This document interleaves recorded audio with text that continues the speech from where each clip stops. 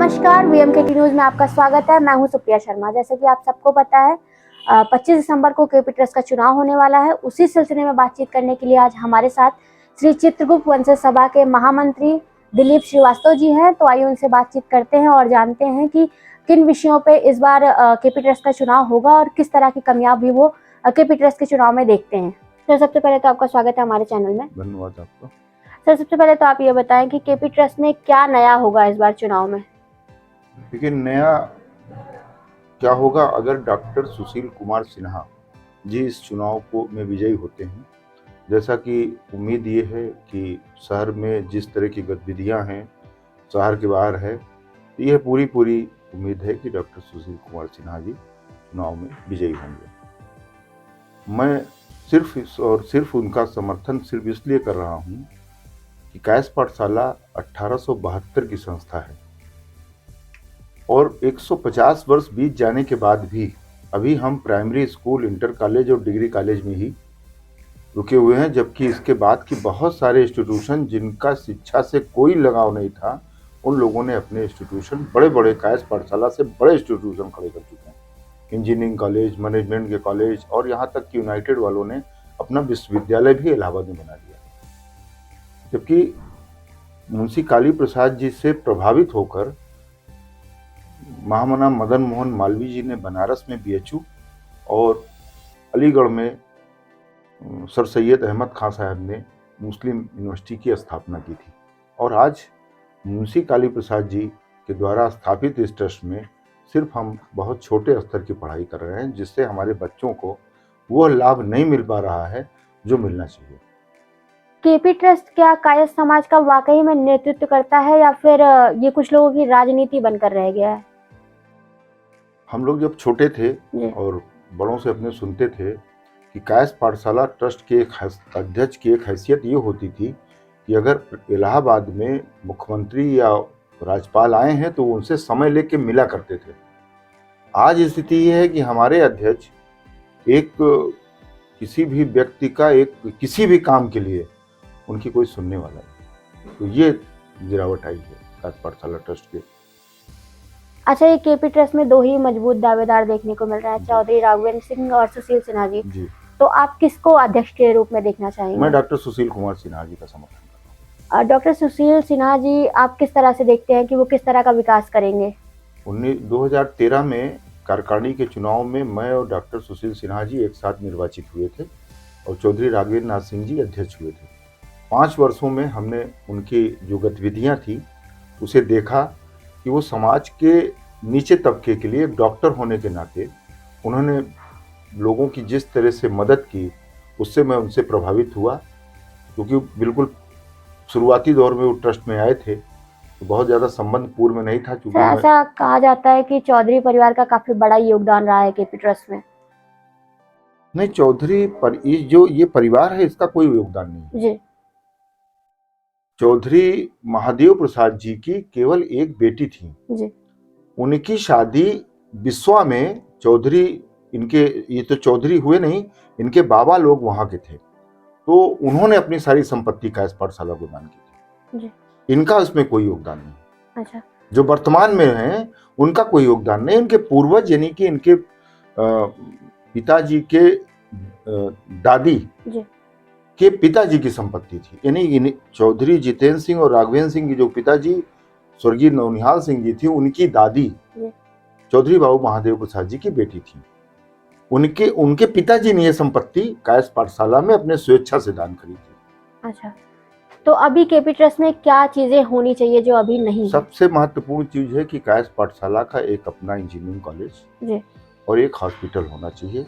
आज के युग में आप भी देख रही हैं कि सबसे अधिक डॉक्टर्स की आवश्यकता हो रही है। छोटे से बच्चों को लेकर इलाहाबाद में मेडिकल की वो सुविधाएं नहीं हैं जो और शहरों में है। कायस्थ पाठशाला के पास जमीन है, कायस्थ पाठशाला के पास संसाधन है और उनके पास ऐसे लोग हैं। इलाहाबाद में नाम लीजिए तो बड़े बड़े doctors, doctor PC Saxena Kayastha हैं, डॉक्टर एसडी वर्मा हैं, जीएस सिन्हा साहब हैं, डॉक्टर अरुण कांत जी हैं स्कीम के, डॉक्टर डीसी श्रीवास्तव हैं। ऐसे लोगों को अगर हम इस्तेमाल करके यहाँ शिक्षा के साथ साथ अगर स्वास्थ्य के प्रति अपने समाज को कुछ दे सकें, जी। यही हमारी आपकी जिम्मेदारी है। सर जो केपी ट्रस्ट है वो एक प्राइवेट संस्थान है, जैसे कि सदस्यता एक बड़ा मुद्दा रहता है इसमें। जी तो केपी ट्रस्ट एक प्राइवेट संस्थान है, तो इसमें ज्यादा सदस्यों की क्या जरूरत है? नहीं, किसी भी संस्था को जिन्होंने बनाया था जी उन्होंने कहा था स्वेच्छा से लोग अपना 100 रुपए का योगदान दें और ट्रस्ट में जुड़ें। जब हमारी अम्मा बताती थी कि 70 रुपए तोला सोना था, तब 100 रुपए मेंबरशिप हुआ करती थी। और आज 1872 से लेके आज का लास्ट इनरोलमेंट 33,000 कुछ ही है, तो सदस्य कहाँ है ज्यादा।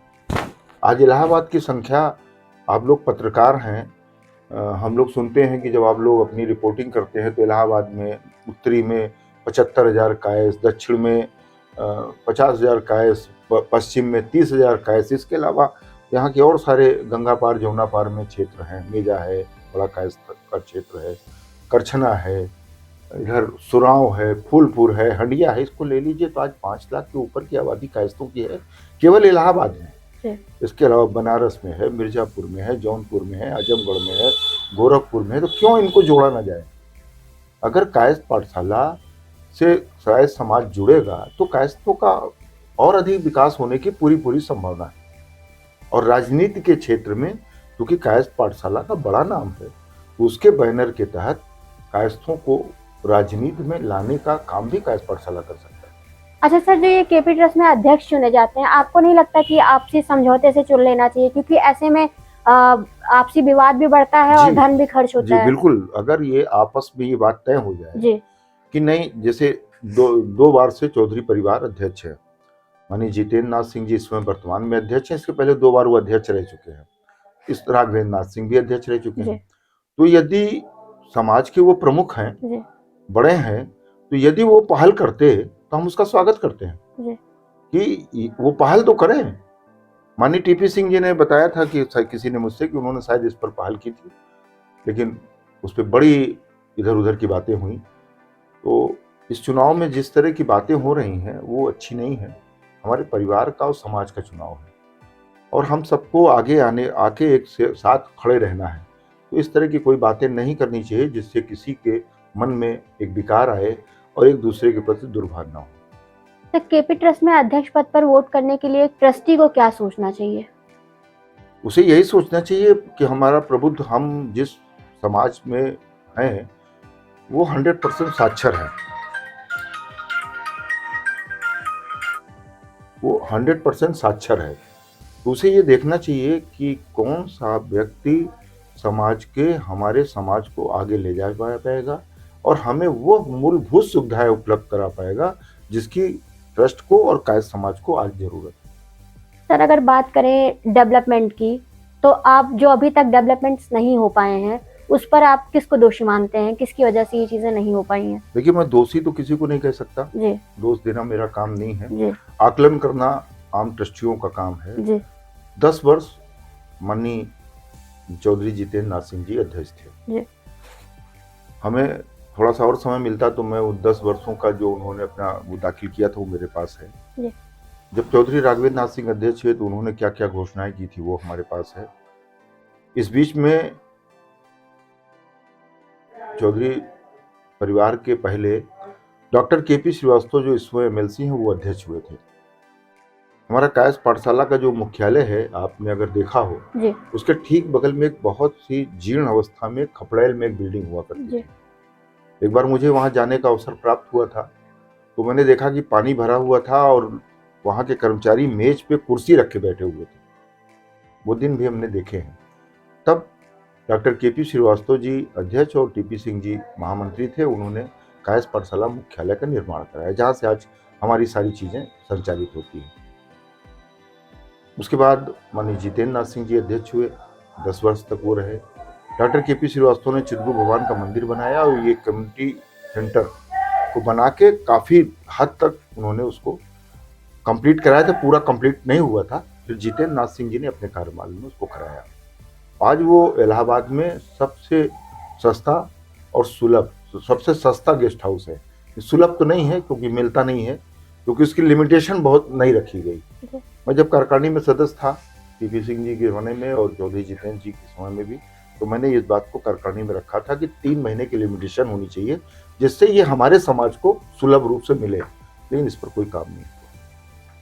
सर, सबसे आखिरी सवाल हमारा यही रहेगा कि आप ट्रस्टीज से क्या अपील करना चाहेंगे? मैं यही अपील करूंगा कि कायस्थ पाठशाला के विकास के लिए, कायस्थ समाज के एकता के लिए आप लोग किसी भी तरह से वो निर्णय लें और आपस में एक दूसरे के प्रति कोई दुर्भावना न रखें। ये घर का चुनाव है, 25 दिसंबर को चुनाव हो जाएगा।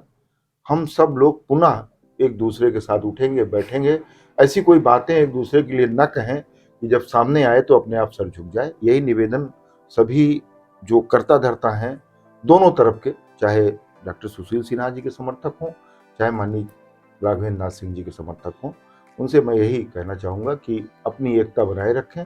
जो जहाँ है, जो जिससे जिसका लगाव है, जुड़ाव है, उसके लिए वोट करें, वोट मांगें। लेकिन मैं अपनी बात कर रहा हूँ कि मैंने डॉक्टर सुशील सिन्हा का समर्थन, लेकिन मेरी चौधरी परिवार से ऐसी किसी भी प्रकार की वो नहीं है कि हम उनके विषय में कोई ऐसी बात करें। मैं उनसे भी अनुरोध करूंगा कि सब आपके परिवार के ही लोग हैं, क्योंकि कायस्थ पाठशाला में वही न्यासी बनेगा जिसके माता पिता दोनों कायस्थ हैं, तो सभी कहीं ना कहीं से जुड़े। हमारे चैनल को समय देने के लिए धन्यवाद सर।